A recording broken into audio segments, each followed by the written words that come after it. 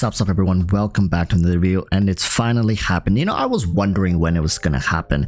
I swear every single time we reach the slow patches of Genshin Impact, every time without fail, it was in patch 1 point something, it was in patch 2 point something, and now it's in patch 3 point something. Although even outside of these patches, it can happen, but it's always during these slow patches like patch 2.5 and beyond, patch 3.5 and beyond. I think even 3.4, 3.3 was kind of slowing down, 3.4, 3.5, maybe 3.6. But when we get to these slower patches, there is always some just drama drawn out from the depth of the abyss. And you guys think us content creators for Genshin are scraping the bottom of the barrel, but I'm telling you guys, these Twitter users, they are farming something that is like the mold that grows on top of the mold at the bottom of the barrel. These people are straight whipping out the big guns here. They're going after the Sucrose voice actor, apparently, right, for condoning or kind of supporting a ship between Sucrose and Collei. Stop. I am not going to give any objective statements. I am simply here delivering this news to you and giving my perspective on this as a third party. I am not going to comment on that particular shipment. That ship remains docked, okay, as much as I care. So when it comes to this situation, let's first take a step back and realize it is making something out of nothing, right? For example, I could say, you know, I really enjoy the green aesthetics that HoYoverse has put into the character of Tighnari, right? And people will turn around and say, well, obviously Walrus is racist to the color of blue, right? Because there are some beautiful shades of blue on there too, but Walrus only picked out the green.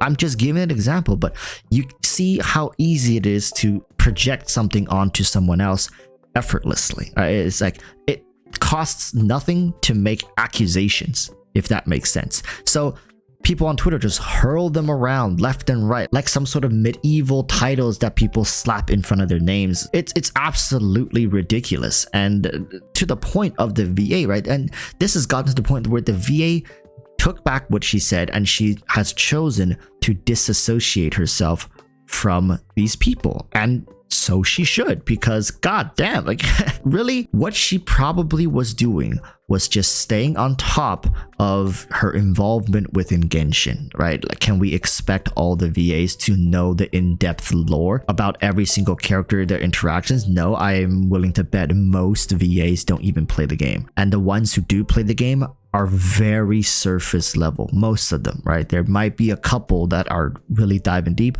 but most of them just kind of dabble in Genshin, so they would have no idea. And there's a ton of you guys who are playing Genshin right now who would have absolutely no idea. Tell me, what is Amber's canonical age, right? What is Zhongli's canonical age? That one's easy. How about Diona's age, right? These are all characters. What about some NPCs? What's the deal with Catherine, right? How old is Timaeus? How long has he studied alchemy for? My point is, you can't really just get to the bottom of every single one of these characters. So when the VA was supporting and saying, oh, it's cute how people are shipping Sucrose and Collei together, well, she did dodge the bullet of it being a same-sex shipment. She completely missed the fact that Collei could have been underage, and that's what people are going after her for, right? It's like, you do realize Collei is not, you know, over 18, and so the fact that you are supporting this, it's kind of problematic. So she has chosen to distance herself, and before she did, she made a couple comments which really highlights with a chef's kiss the situation with the Genshin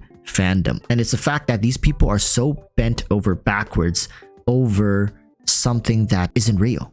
Like, these are video game characters. They exist in a fantasy world created by a Chinese company for a gacha game that is specifically designed to get you attached. Even said by Dawei in an interview, saying we designed these characters to get you to socially attach to them. 我们的核心产品是萌系移动游戏。所谓萌系移动游戏，是指在手机和平板电脑上玩的，以萌系动漫人物为主角，主角一般为甜美可爱的美少女设定的动漫游戏。这种类型的游戏一般深受宅男的喜爱，所以我们的最核心用户是宅男。我们自己也是宅男，所以我们深刻理解宅男的需求。其实宅男是一群很好、很善良、很有爱，却又很可怜的人。他们内心有着强烈的跟异性交流的需求，却因为巨大的心理压力不敢行动。因此，宅男一般都属于这种内心很苦恼、很孤单、很寂寞的人。我们就是要解决宅男的这种需求，所以我们游戏的最大特点是，除了保证游戏的好玩性之外，我们更注重通过游戏塑造玩家喜欢的虚拟角色，打造一个虚拟偶像的概念。我们知道，要打造一个虚拟偶像，这需要一个漫长的过程。因此，我们是以苹果 iOS 和 Android 的移动游戏作为一个切入点，投放以萌系少女为主题的系列游戏，让宅男能够享受随时随地被拯救的感觉。然后，我们的梦想是让每一个宅男都拥有一个得以精神寄托的虚拟偶像，从此告别孤单跟寂寞。Every aspect of these characters are designed to manipulate players to socially, physically, mentally, sexually, when it's applicable, attracted to them. Daowei's words, not mine, right? They're trying to build a social connection with people who have problems doing that in real life. You guys think we make fun of these people saying like, oh, you probably can't talk to women in real life, right? But that is quite literally what a lot of the efforts that EroticWalruss has put into the game is for. It's for these people. It's to help them build a connection. So much like how if in real life somebody hits on your friend who is obviously uncomfortable, you as a normal human being would step in and be like, hey, take a step back, you know, like that means like, hey, stop that. It's not cool. These people are doing it for the characters in Genshin Impact because they have established that connection to these characters. In a way, it's kind of a problem. But then again, who am I to say what you can and cannot do? My point is, when you go after people in real life over certain slip-up comments they've made about a video game character, you have to really weigh the scale on what you're doing here, right? So these people who are attacking real people for comments they've made about a fictional character, oftentimes they won't understand or care to understand the true intentions behind the comment. If you evaluate the Sucrose voice actor's comment, she was simply supporting an innocent relationship that people thought were cute, and she can see, okay, you know, those two together could be a good pairing. Maybe she was thinking their personalities were a good fit or their interests were a good fit. Nobody really thought that deep about it. But people, when it comes to Genshin Impact, this specific group of people are constantly like hawks, like vultures actually, on a cliff, looking down below, scouring for ways they can dismantle people, finding ways they can be the knight in shining armor, just coming in clutch, saving their princesses. Like, Kole, step back. This is not okay, right? Like, they're constantly, you know, that thing that people always daydream about, like saving the classroom from like some sort of terrorist attack. So these people are constantly just waiting for an opportunity so they can inject themselves into a position where they can manipulate themselves into the moral high ground and actually feel like they have something to give. Now, maybe I'm being a little more harsh than I need to be in this scenario, but truth be told, they were more harsh to the Sucrose VA than I am to them right now. You can call me whatever you want. You can call me a bigot. You can call me a dumbass. You can say this take is a garbage take. You're entitled to whatever you want to say. But all I'm saying is these people have an abnormal relationship to these video game characters. Now, I'm not a doctor, I'm not a psychologist. After playing this game since 2020 September all the way till now, I've seen this happen many times. And back to my point in the very beginning of the video, I was just wondering when was the next one. I was like, wow, we're gonna really make it through the slow patch of Genshin with no Twitter drama, with nobody like hunting for blood for absolutely nothing.